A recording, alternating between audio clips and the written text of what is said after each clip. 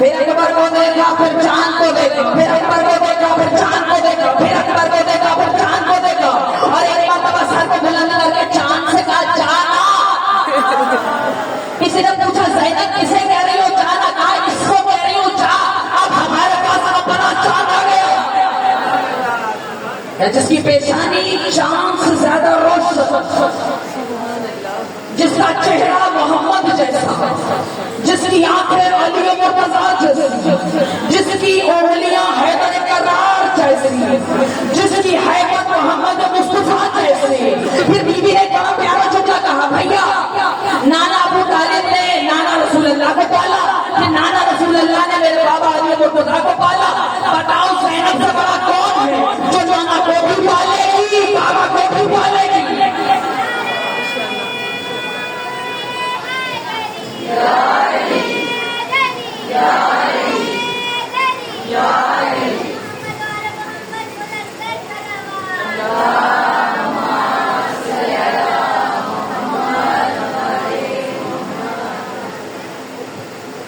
حسین کی روح کا نام ہے علی اکبر، اور حسین نے اپنی روح دے دی زینب کو، زینب پال رہی۔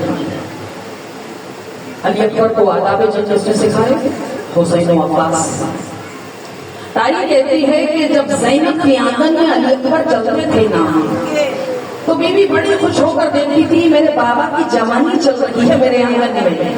کبھی کبھار کہتی دیکھو چلنے میں بالکل نانا رسول اللہ سے مشابہ ہے، بالکل ہمارے نانا کی طرح چل رہا ہے۔ جب امام حسن مولا کا وقت ہے نا، کہتے ہیں علی اکبر صرف 8 برس ہو چکے تھے، تو ایک دن بی بی نے اسی طرح آنگن میں علی اکبر کو چلتے ہوئے دیکھا اور کہا کہ بھیا دیکھو میں کبھی اس بچے کو دیکھتی ہوں تو کبھی یہ مجھے نانا لگتا ہے، کبھی دیکھتی ہوں یہ مجھے بابا لگتا ہے، میں سوچتی ہوں یہ بچہ جب میدان میں آئے گا تو اس میدان کا ہو جب دیکھتی ہوں نانا لگتا ہے، کبھی دیکھتی ہوں بابا لگتا ہے، یہ میدان جنگ میں جب آئے گا تو اس میدان کا حال کیا ہوگا؟ اور یہی وجہ ہے کہ جب یہ شہزادہ آیا میدان جنگ میں اور اس نے رچ پڑی ہے نا، تو کیا کہا تم نے رسول اللہ کو جنگ لڑتے ہوئے نہیں دیکھا، آج دیکھو محمد مصطفیٰ تمہارے سامنے جنگ لڑے گا۔ یہ شہزادہ پھر تیار ہوا، کیسے تیار ہوا؟ نانا کا امامہ سر پر باندھا، رسول اللہ کی آواز سے پتنگ کی، کمر پر پٹا باندھا، رسول اللہ کے صحاب نانی زرا پہنی ہے علی اکبر نے۔ پھر جب یہ شفیع مصطفیٰ تیار ہو گیا اور کہتے ہیں پھر یہ گھوڑے پر سوار ہوا علی اکبر، عقاب نام کا گھوڑا تھا، اور اس کی خاصیت کیا تھی کہ یہ ہوا سے بھی تیز دوڑتا تھا، اتنا تیز کہ ہوا کے دوش پر یہ گھوڑا سفر کرتا تھا کہ یہ گزرتا تھا، دشمنوں کو پتہ نہیں چلتا تھا کہ علی اکبر گزرے گا، سے پتہ کیسے چلتا تھا جب سر کٹ کے نیچے گرتے تھے، اتنی تیزی کے ساتھ۔ تو جب یہ میدان جنگ میں آیا نا شہزادہ، اس کے سامنے 9 لاکھ کا لشکر دیکھا، اور پھر اس نے کیا جملے کہے کہ اے لاپتہ باپ کے بے وقوف بیٹے ہو، کیا علی اکبر حیدر کرار کا پتہ، اے لاپتہ باپ کے بے وقوف بیٹو، 9 لاکھ کے لشکر کو علی اکبر کیسے مخاطب کر رہا ہے؟ لاپتہ باپ کے بے وقوف بیٹو، اے جھجک چپانے والی ہندا کے وحشی ہندا کے درندہ لشکریوں۔ کہتے علی اکبر نے اپنی 2 نگاہوں کے حصار میں 9 لاکھ کے لشکر کو مل رکھا تھا، کہ تم اپنے لشکر کی کثرت پر ہی جا رہے ہو، ارے میرے بابا اجازت دینا تو میرے 2 چھوٹے بھائی اون و محمد تمہیں ختم کرتے، وہ تو میرے بابا اجازت نہیں دے رہے، تم کیا سمجھ رہے ہو؟ لاکھوں کا لشکر لے کر آئے ہو، ہم اس سے ڈر گئے؟ یعنی اکبر گھوڑے پر سوار ہے، اکبر کے فضائل پڑھنے والا رو رہے ہیں، لیکن کیا کروں، حسین کی روح کا نام ہے علی اکبر۔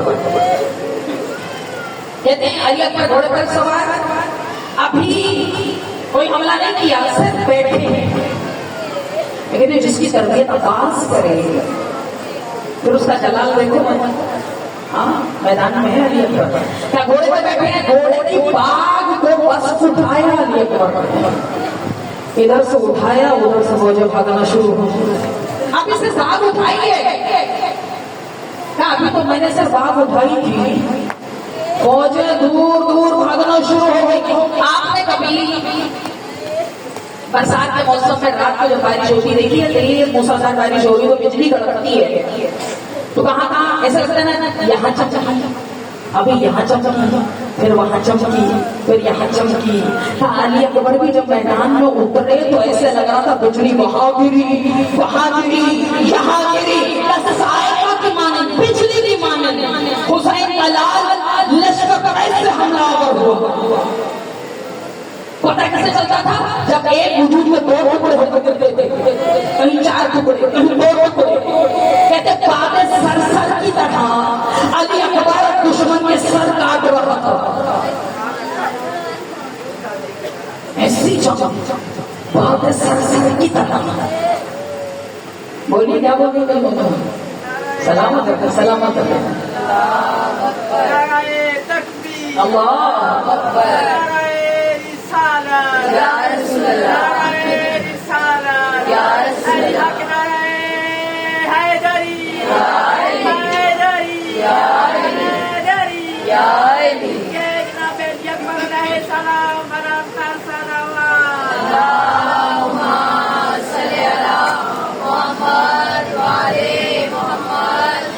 کہتے ہیں کہ علی اکبر تو میدان میں آئے تو فوجیں ایسے بھاگ رہی تھی جیسے شیر کو دیکھ کر بھیڑیں بھاگتی ہیں, ایسے بھاگ رہے تھے. دنیا سمجھتی ہے کہ بس یار کو غربت کا مارے تھے, ایسا نہیں ہے. انہوں نے پہلے اپنا جلوہ دکھایا ہے تو دیکھو تم کسے مار رہے ہو. ہم 3 دن کے بھوکے بھی ہیں, پیاسے بھی ہیں. اگر ہمارا زمانے کا امام ہمیں اشارہ کر دے, خدا کی قسم ہم زمین و آسمان ایک کر دیں, ہم اس لشکر کو تہوبالا کر دیں.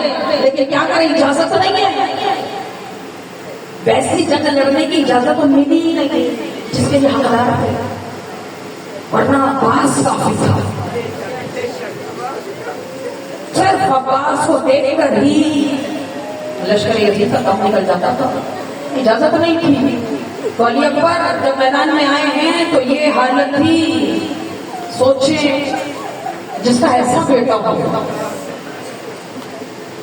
اور اسے مار دیا جائے,